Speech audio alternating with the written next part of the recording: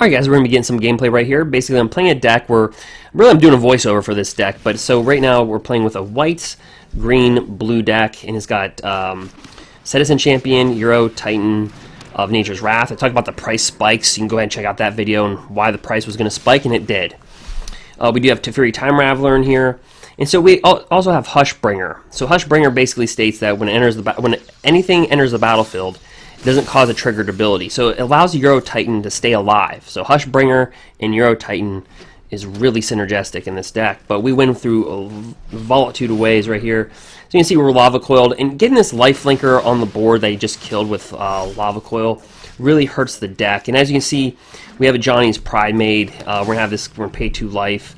Because we like to take pain, we're going to drop down Setessan Champion right here. But if you look at Johnny's Primate, it's whenever you gain life, you get a +1/+1 counter. So we're kind of like a Swiss Army knife deck, and this is giving a lot of decks trouble in ranked. And, you know, I've been saying this for a long time, and so we draw another Setessan, we just bring it right down. So notice that the 3 spot, the 2 and 3 spot in this deck is huge. And that's what makes us kind of really versatile versus mono red. Mono red, as you can tell in the World Mythic Championship, it's being played. And I also showed you the Star City Games Star City Games in Philadelphia. And I kind of told you what was going to happen in the Mythic Champion, right? So we're going to go ahead and just not block with the Setessan Champion, because at this point in time I'm thinking, okay, does he have a Rimrock Knight? Could he have killed our Setessan? So it's not worth the risk at that point. This flyer right here is a 3/4 lifelinker. Other Pegasus you control have lifelink, and whenever you play an enchantment, we have a lot of enchantments in this deck. You get a 2/2 flyer as a Pegasus. So you get a 2/2 lifelinking flying creature. And so flying and lifelink is a premium. And I show this card right now to you. Again, I'm doing a voiceover, and here's the Cavalcade of Calamity. So here they're setting up, we're setting up. So this is like the perfect match. We're both setting up. He's going to full swing because it's mono red. You know they're going to full swing. I always make the comment, you know that's the only thing that they know how to do is to attack. And so we're just going to use our 3/4. I'm kind of going, you know, what do we kind of block here with? And I'm kind of going, you know what? Yeah, let's just take that one out. I'm too scared to thinking that he has a Rimrock Knight. So we're going to gain life. I know that. So it's no big deal. But yeah, so far as and you can tell right here, we draw the Hushbringer. But we're going to drop down the Johnny's Primate. Now, easily right here, I could have dropped down Hushbringer. And then next turn, drop down Euro, Titan of Nature's Wrath. And honestly, it would survive. But I'm doing both. So he's going to kill he's killing the Bone Crusher Giant's the right creature. But we do have the flyer. We do have the life links out there. And, you know, the one thing you notice about our creatures too, our toughness is bigger than the power. And that's a premium because we can block with our life linkers and then set up everything else. Look, of course, Hushbringer shuts down anything that enters the battlefield, and that's why you can drop down Euro, Natures of Titan's Wrath, for free. He doesn't go in the graveyard. His activated ability of him dying and going to the graveyard doesn't exist. So we're going to take a little bit of punishment, and then we draw Sun Crowned Heliod. So this deck can just beat you so many different ways. Main boarding into Fury. Look, the Euro Titan doesn't die because of Hushbringer, and now we have a 6/6 creature that when it attacks, we gain 3 life and draw a card. So this deck just wins so many different ways, so many different combos within the deck. They're, of course, going to drop down Ginger Brute. They're thinking and pause, and, of course, this is where they're going to create the tokens and have at us, right? So very close match. Look, we're just taking a beating, right? Straight to the face. Damage straight to the face. Look at this.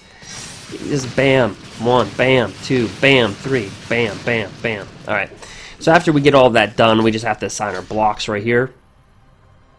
And I'm still like, okay, what do we block? And I'm like, screw it. Right? Setessan, he's tapped out at this point.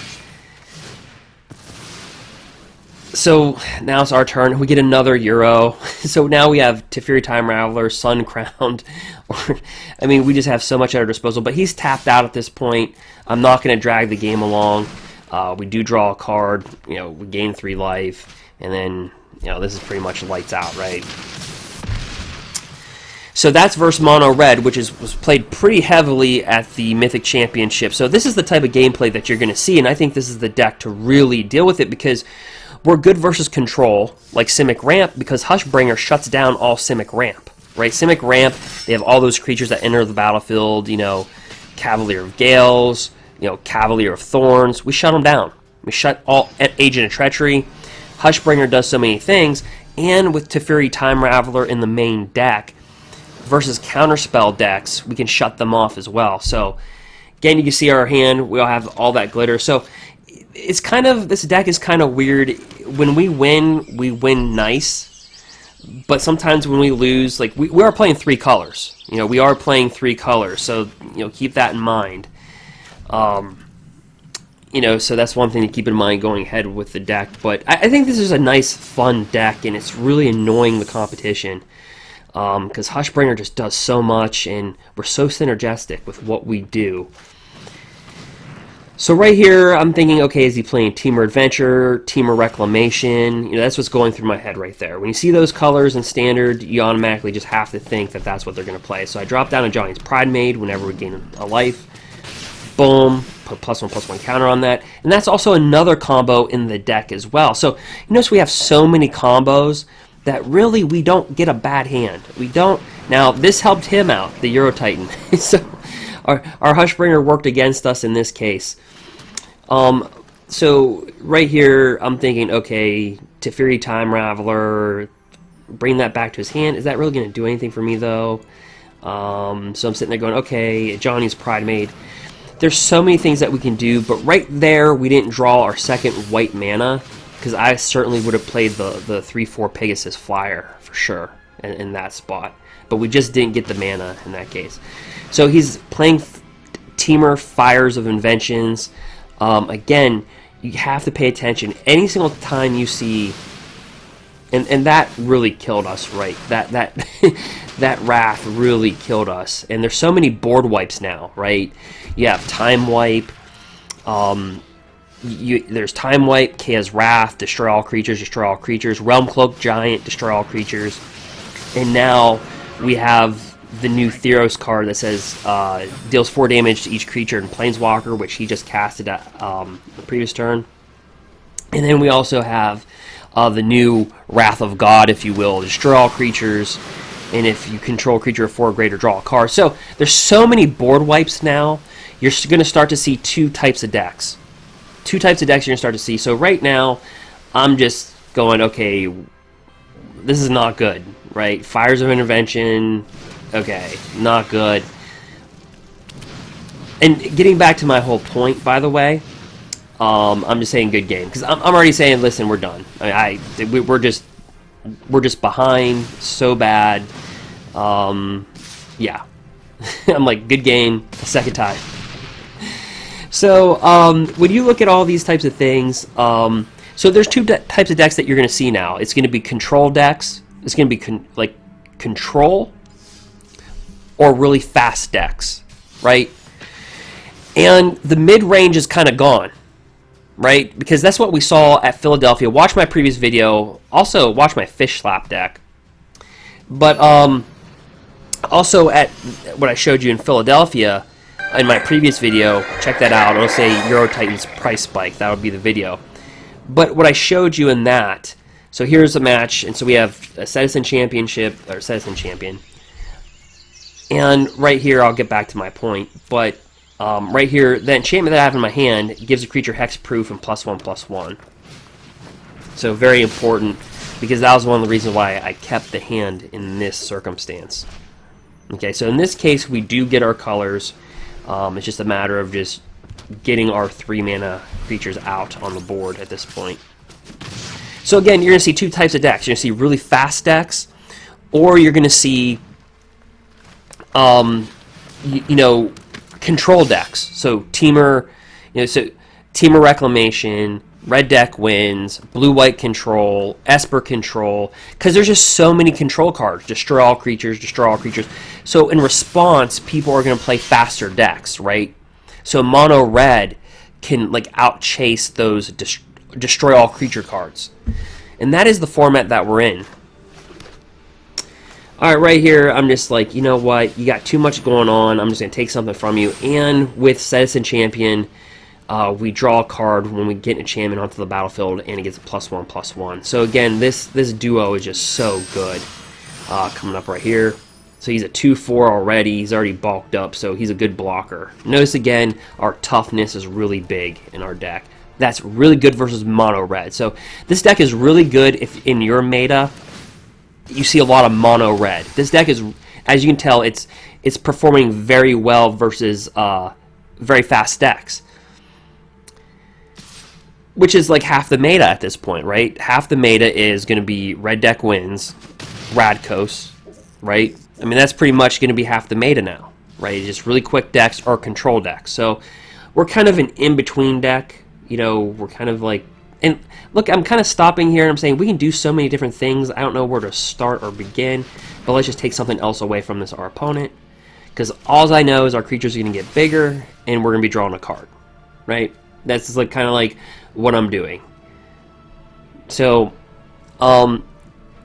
in kind of a weird way, this deck is really good for the format. And I think that's the reason why it's giving some decks trouble, because we're not net decked, right? This is not a net deck. So because we're not a net deck, you see our opponents like just don't quite know how to handle our deck. It's like, what is this? What is he playing? what jank is this? It's decent jank. That's what it is. It's decent jank. And so at this point, I'm putting him on like he's probably got Embercleave. You know what I mean?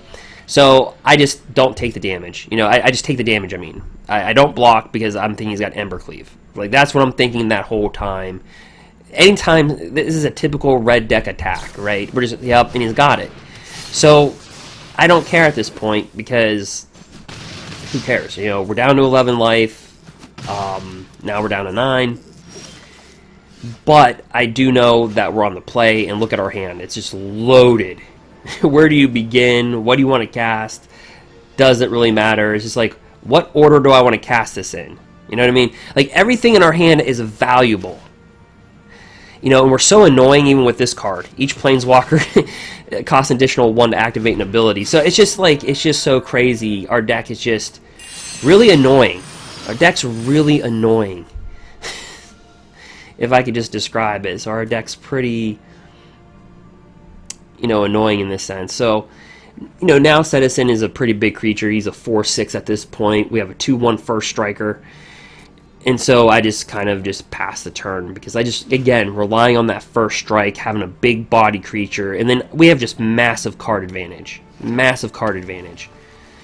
And if we top deck a Hushbringer, Euro comes into play, or we can gain 3 life next turn. So constant life gain, constant drawing, constant interaction with your cards. And that's why I like this deck. It's constant interaction all the time. Something new, not like red deck wins or just a net deck. It's just a fun deck to play, and it's a very competitive deck in the current meta. In the current meta, pretty competitive. So again, check out my previous videos.